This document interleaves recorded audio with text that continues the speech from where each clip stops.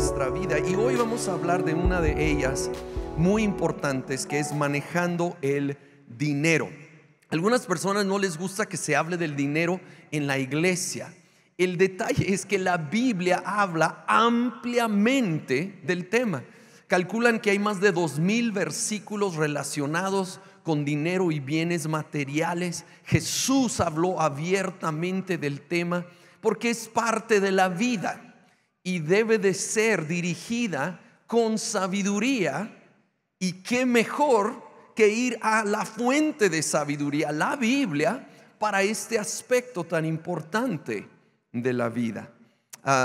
Hemos mencionado que es bueno pausar y hacer unas preguntas antes de tomar una decisión importante. Y tal vez la pregunta principal que vamos a subrayar en esta serie es: ante mis experiencias del pasado y mis anhelos para el futuro, ¿qué es lo más sabio?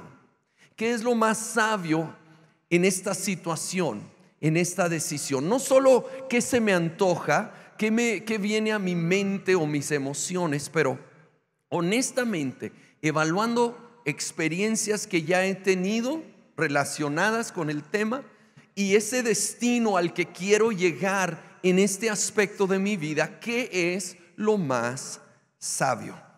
Bien, vamos a la palabra, vamos a Proverbios capítulo 3, versículo 9 y 10. Nos dice: honra a Jehová con tus bienes y con las primicias de todos tus frutos, y serán llenos tus graneros con abundancia, y tus lagares rebosarán de mosto. Obviamente esto fue hablado en un tiempo donde la economía estaba basada en la agricultura, pero lo aplicamos ahora a nuestros tiempos y nuestro contexto. Hay una promesa aquí de abundancia, de provisión abundante. Pero el versículo 9 muy en particular es de donde vamos a partir hoy.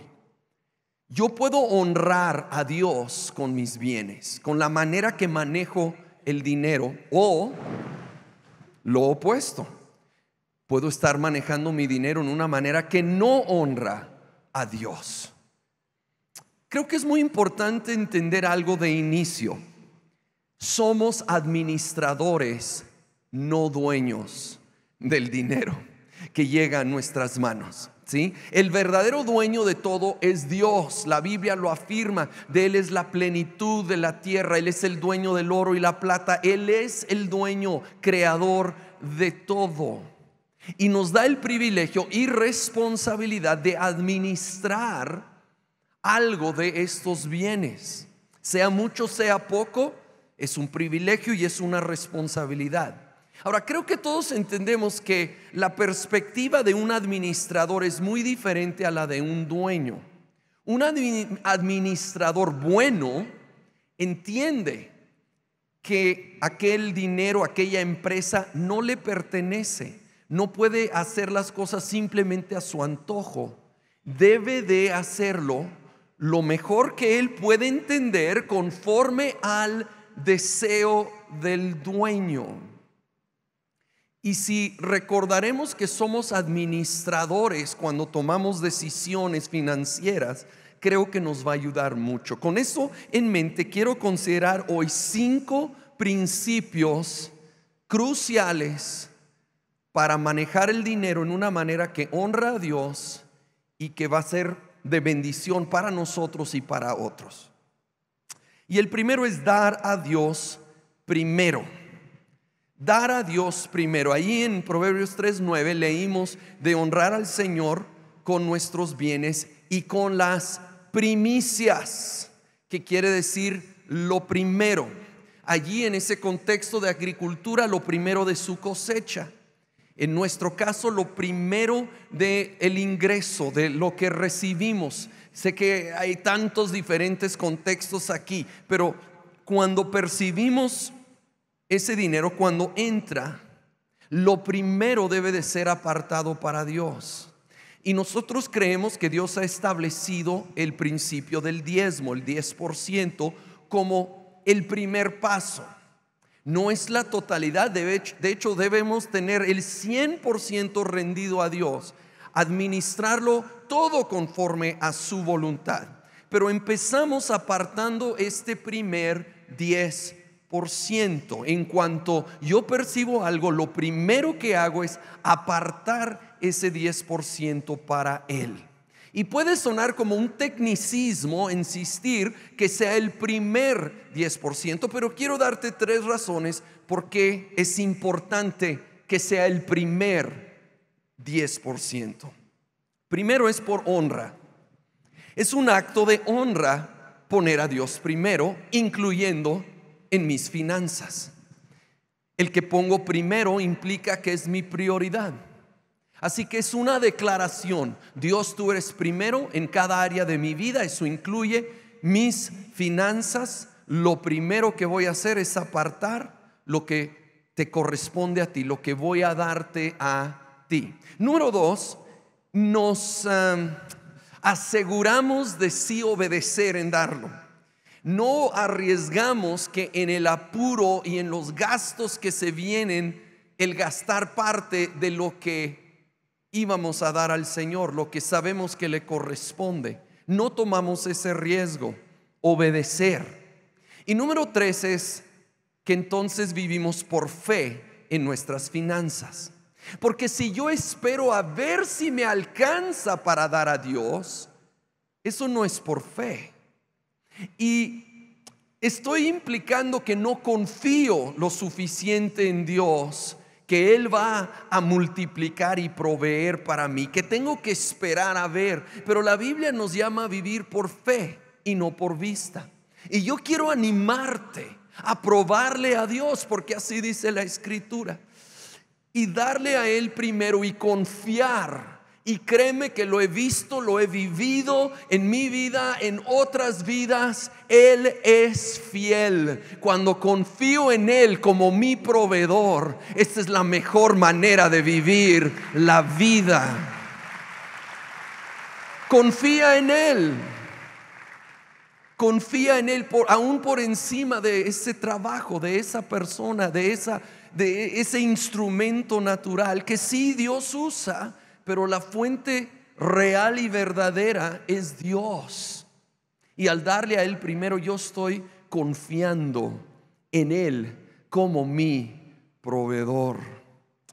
Fíjate lo que dice Proverbios 28:22. Es como el otro lado de la moneda. Dice: el tacaño ansía enriquecerse sin saber que la pobreza lo aguarda. Yo sé que aquí no hay tacaños, pero esto es para que le digas a tu familiar que lo es, ¿verdad? El tacaño se imagina que por no soltar el dinero se va a enriquecer, pero va por un camino, y ese camino es hacia la pobreza.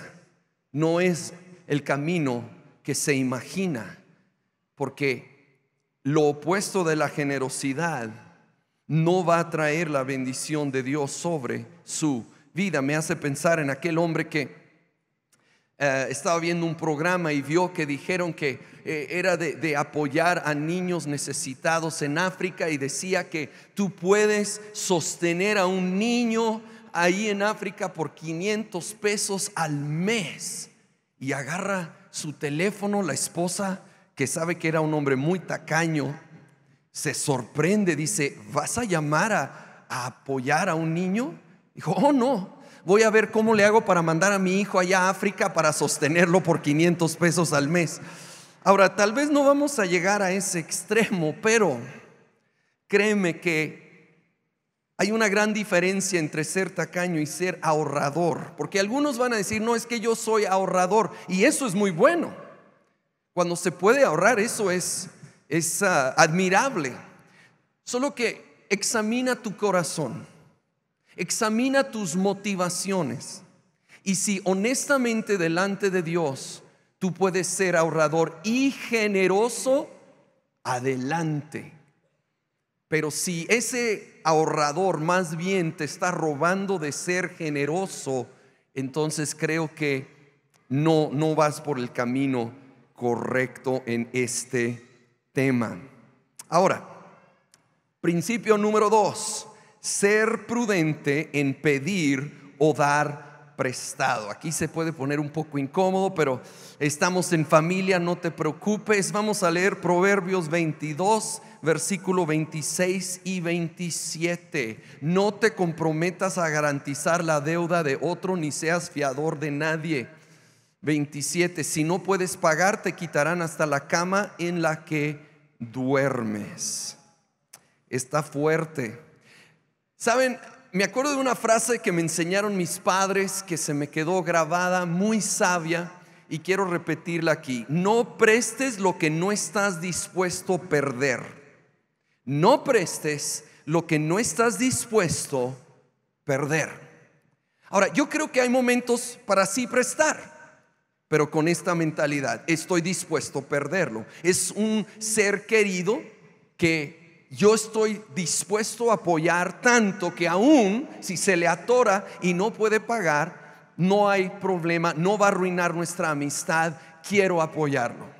Pero si no estoy dispuesto a perder aquello, entonces no debo de prestar, ni literal prestando efectivo o en especie, o como prestanombre, fiador, aval, donde si la cosa se complica y yo estoy económicamente responsable. Aquí Proverbios nos advierte de lo complicado que puede ser. De hecho, problemas de dinero son una de las causas principales de arruinar amistades y aún matrimonios. Así que seamos sabios. No tomes una decisión por presión. Y sé que puede ser difícil decir no, pero es mucho mejor un no incómodo hoy que todo un largo camino de conflicto por delante. No compres impulsivamente. Ese vendedor que dice ya se va a acabar, esta es la última, no es cierto, ¿sí? Ese es su trabajo. Tú espera, evalúa, seamos sabios, porque eso entra al todo el tema de crédito, ¿sí? El hermano gemelo del préstamo, el crédito, con lo cual vivimos tanto el día de hoy. Y quiero aclarar, yo no digo que el crédito es malo, yo lo uso. El problema es cuando no lo usamos sabiamente, cuando no lo evaluamos bien y nos lanzamos a compras más allá de nuestro presupuesto, y entonces nos metemos en problemas. Si no debemos de tener la mentalidad como esa pareja jovencita que dijeron: mira, si no pagamos el abono del carro este mes, podemos enganchar la nueva tele. Si eso no es una manera sabia de hacer compras, echándote crédito sobre crédito. Tenemos que hacer algo que a nadie nos gusta y menos a esta generación, y es esperar. Esperar a disfrutar de aquel artículo. Mira, es mucho mejor una espera y luego disfrutarlo en paz que tenerlo hoy con todo el estrés de cómo voy a pagar por esto. De hecho, la Biblia dice en Romanos 13: no deban nada a nadie. Así dice la Biblia: no deban nada a nadie. Y creo que se refiere a deudas que no estamos pagando, ¿sí? Deudas donde dejamos de pagar. Y yo entiendo que a veces la vida se pone muy complicada y tal vez cometimos errores en el pasado.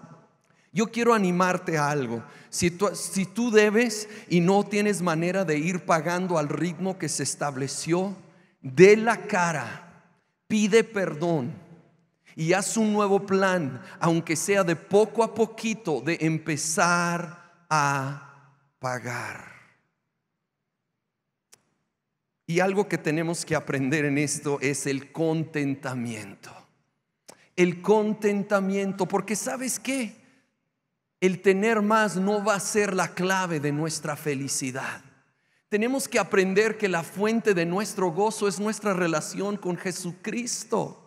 Sí, y aprender a vivir como escribió el apóstol Pablo: sé vivir en abundancia, sé vivir en escasez, todo lo puedo en Cristo que me fortalece. En Él podemos hallar verdadero gozo y plenitud sin las cosas materiales. Y sí se nos antojan y cuando se puede vivir con una bendición adicional, qué bueno, mientras esté dentro de la sabiduría de Dios como buenos administradores. Número 3, trabajar con diligencia. Trabajar con diligencia. Voy a volver a Proverbios como en cada punto. Capítulo 6, versículo 6. No te ofendas, solo estoy leyendo textualmente la Biblia, ¿sí? Dice: tú, holgazán, aprende una lección de las hormigas. Aprende de lo que hacen y hazte sabio. A pesar de que no tienen príncipe, fíjate, ni gobernador ni líder que las haga trabajar, se esfuerzan todo el verano juntando alimento para el invierno. Pero tú, holgazán, ¿hasta cuándo seguirás durmiendo? ¿Cuándo despertarás? Aquí, un rato más de sueño, una breve siesta, un pequeño descanso cruzado de brazos. Entonces la pobreza te asaltará como un bandido, la escasez te atacará como un ladrón armado. Aquí Salomón nos da la hormiga como ejemplo. A veces la hormiga tiene más sentido común que los seres humanos, ¿verdad? Es trabajadora, va juntando para el invierno. Me llama la atención cómo dice que lo hace sin gobernante. Pudiéramos traducirlo sin jefe, sin que alguien nos esté viendo. Que seamos personas que saben trabajar con diligencia cuando nadie está viendo. Cuando no depende de que estoy quedando bien con alguien o que alguien me esté dando casi con látigo exigiendo las cosas, sino que haya en mí esa palabra maravillosa: iniciativa. No solo estoy buscando hacer apenitas lo indispensable, quiero aportar a esa empresa, a ese trabajo, a cualquiera que sea el contexto. Quiero ser el mejor trabajador, porque eso honra al Señor y debe de ser una de nuestras metas. Ahora, yo sé que a veces, aún haciendo tu mejor esfuerzo, hay situaciones complicadas, aún hay injusticias. Y la tendencia humana es culpar, ¿verdad? Culpamos al jefe, al gobierno, la familia, la suegra. A veces ella sí tiene culpa. La mala suerte, sí, el clima, el diablo o a Dios. Pero yo quiero animarte a que, aun si hay también una mezcla de culpa, de nada sirve estar apuntando. Hay que tomar responsabilidad por lo que me corresponde a mí. Tomar responsabilidad por lo que me corresponde a mí y dejar lo demás en manos de Dios. Y Él en su tiempo va a obrar para aquellos que están honrándole con sus bienes, porque la pereza también es un camino y lleva a la pobreza, lleva al fracaso. Número 4, manejar tus finanzas con integridad. Proverbios 20:23 dice: el Señor aborrece las pesas falsas y reprueba el uso de medidas engañosas. El Señor no acepta las cosas fraudulentas, ¿sí? Como dice Proverbios, cuentas claras, amistades largas. De nuevo, no un proverbio de la Biblia, pero estos dichos, algunos son muy sabios. Y no solo es por las amistades que se mantienen ante cuentas claras, es aún mayor razón por honra a Dios. No robar. Todos estaríamos de acuerdo de no entrar a una tienda y llevarte un artículo sin pagarlo, pero hay maneras más sutiles que a veces robamos, que no honran a Dios, desde no pagar impuestos, a hacer tranzas. ¿Saben qué? A veces hacemos algo que llamamos comúnmente jinetear el dinero, ¿verdad? Tengo una deuda en un aspecto, en un área, y entra algo destinado para otra cosa, pero yo lo uso para tapar un hoyo. pero creo uno nuevo porque no era para ese fin. Todos lo entendemos, esperando que luego va a entrar otro, pero luego cubro el segundo hoyo y creo en el tercero y espero que al rato va a entrar extra, pero casi siempre en esta vida las cosas se complican y cuando se atora yo termino en el hoyo. Así que mejor dar la cara, pedir perdón, ir poco a poco avanzando con claridad, cuentas claras, con honestidad, con integridad. Y saben que sobre todas las razones, por ser buenos representantes de Cristo Jesús, por dar un buen testimonio a los que nos rodean, tratar al otro como nosotros queremos ser tratados, también se aplica a esto. Y yo sé que a veces puede haber un asunto gris, no es blanco y negro entre dos personas. Ante eso aplica la regla de oro, tratar como tú quieres ser tratado. ¿Qué si los papeles eran invertidos? ¿Cómo quisieras que el otro manejara la situación? Así hay que manejarla. Y así vamos a representar bien al Señor, porque ¿sabes qué? La falta de integridad es un camino también. Este camino es interesante porque presenta atajos para llegar más rápido, más fácil al destino aparentemente. Pero ese atajo incluye hacer cosas que no honran a Dios y te va a llevar a consecuencias mucho mayores que simplemente haber esperado en el camino más largo. Número 5, ayudar al que tiene menos. Ayudar al que tiene menos. Proverbios 19:17 lo deja tan en claro. Si ayudas al pobre, le prestas al Señor y Él te lo pagará. Cuando ayudamos al pobre, esto es algo en el corazón de Dios. A través de las Escrituras encontramos su corazón para el necesitado. Es como prestarle a Él, y créeme que Él sí paga, y paga muy, muy bien las cosas cuando lo honramos. Cuando lo honramos también ayudando al pobre. Seamos personas compasivas del necesitado, tengamos mucho o poco. Y cuando estás en apuros económicos, entiendo, sientes que más bien alguien me debe de ayudar a mí, pero aún allí podemos ser de bendición a alguien que tiene menos. Podemos de alguna manera bendecir a alguien, y créeme que esto va a ser parte de lo que Dios va a usar para traer esa provisión a nuestras casas. Tengamos este corazón para el necesitado. Honra a Dios y estamos sembrando para nuestra vida.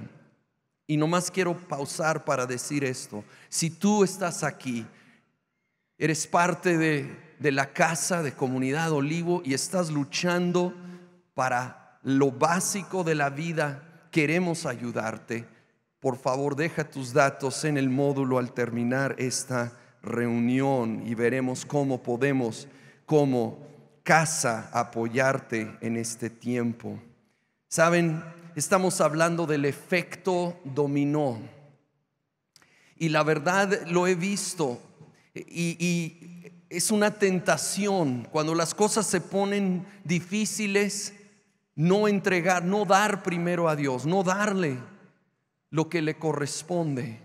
Pero eso provoca ese efecto dominó. Estamos, en vez de honrar a aquel que es nuestro proveedor, lo estamos poniendo en segundo lugar y las cosas se ponen más apretadas.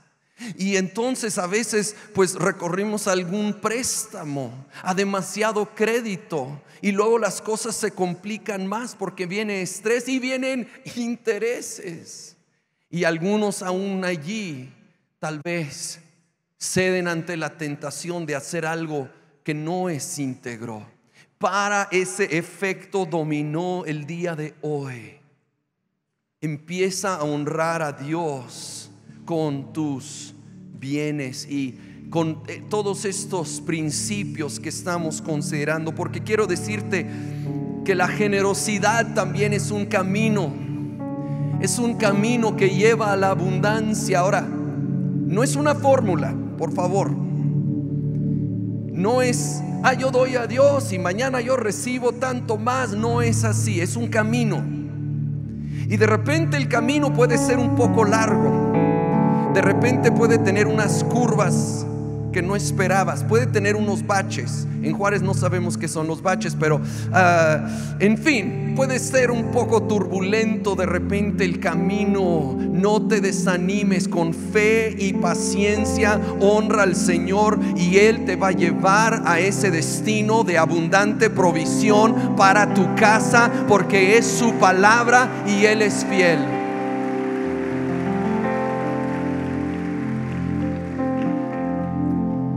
¿Sabes qué? Se trata del corazón. Jesucristo lo dijo: donde está tu tesoro, allí está tu corazón. Jesús lo dijo. No es que yo honro a Dios en todo, pero no con el dinero. Jesús dijo: donde está tu tesoro, allí está tu corazón.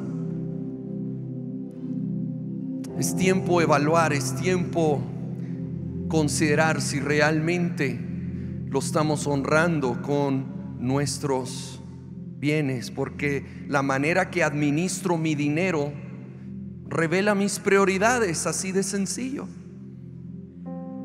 Revela las prioridades de mi corazón. Y quiero terminar con una historia conocida de la Biblia que creo que muestra esto tan claro. Zaqueo. Muchos han oído de Zaqueo, tal vez te sabes toda su historia, o nomás has oído la canción de los niñitos del chaparrito, ¿verdad? Que se trepó a un árbol para ver a Jesús. Pero si lees su historia en Lucas 19, te vas a dar cuenta que Zaqueo era el jefe de los cobradores de impuestos de su sector, de su región. Ahora, los historiadores nos dicen que los cobradores de impuestos en ese tiempo, en ese lugar, eran conocidos por fraudulentos. Se aprovechaban de su posición para cobrar de más, para aceptar sobornos, y se hacían ricos en maneras incorrectas. Y Zaqueo era el jefe de los cobradores de impuestos. Tenía mucho dinero, pero nada de amigos. Y supo que Jesús venía a su ciudad, y algo en Zaqueo se movió. Tanto que, como no alcanzaba a verlo porque era chaparrito de estatura, se subió a un árbol para verlo. Y Jesús se detuvo, y para el asombro de la gente que no soportaban a Zaqueo, Jesús se fija en él y en su gracia y misericordia le dice: bájate, porque voy a ir a tu casa, voy a cenar contigo. Esto era un increíble privilegio. Y ahí vemos ese corazón de gracia y misericordia. Si tú vienes con errores, con fallas, con pecado, sea en el área de las finanzas o en cualquier área de tu vida, Jesús te ve con gracia, con misericordia. Él quiere ir a tu casa, sí, tu corazón. Entonces llega Jesús. No da mucho detalle en la narración de Lucas, pero de repente algo sucede en Zaqueo cuando Jesús está ahí en su casa. Vamos a leer los versículos 8 y 9. Mientras tanto, Zaqueo se puso de pie delante del Señor y dijo: Señor, daré la mitad de mi riqueza a los pobres, y si estafé a alguien con sus impuestos, le devolveré 4 veces más. Jesús respondió: la salvación ha venido hoy a esta casa, porque este hombre ha demostrado ser un verdadero hijo de Abraham. La salvación llegó, ojo, no porque Zaqueo prometió dar a los pobres y dejar de transear. Eso era el fruto, eso era la evidencia externa del cambio de corazón, de la rendición del corazón de Zaqueo a Jesucristo, que trajo salvación a su casa. Pero como él hizo a Jesús Señor de su vida, eso incluía sus finanzas, y ahora ya no podía ser el mismo. Ahora Dios lo estaba haciendo una persona íntegra y generosa. Porque cuando realmente Jesús es el Señor de mi vida, también es el Señor de mi cartera, es el Señor de todo, y va a traer ese fruto, ese resultado. Oh, tal vez tú luchas con esto. Yo quiero animarte, ve a la raíz, ve al corazón. Y si ha habido pecado, necesitamos arrepentirnos. Lo mencioné domingo pasado. Arrepentimiento significa cambio, cambio de mente, cambio de corazón. Estoy caminando y me doy cuenta que estoy mal, no solo lo lamento.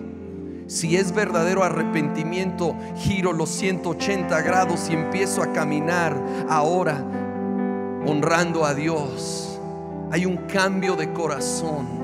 Reconozco que está mal y sobre todo anhelo honrar a Dios con mi vida, incluyendo mis finanzas, mis bienes. Quiero honrarle a Él. Y entonces empieza a notar en mi comportamiento. Aplica esto no solo a las finanzas, a cada área y aspecto de nuestras vidas. La salvación no es por obras, lo dice docenas de veces el Nuevo Testamento. Es por gracia, pero esa gracia entra al corazón y nos va cambiando, y se empieza a notar en la manera que vivimos. Se empieza a ver el cambio en nuestro estilo de vida, como tan fuertemente se vio en Zaqueo.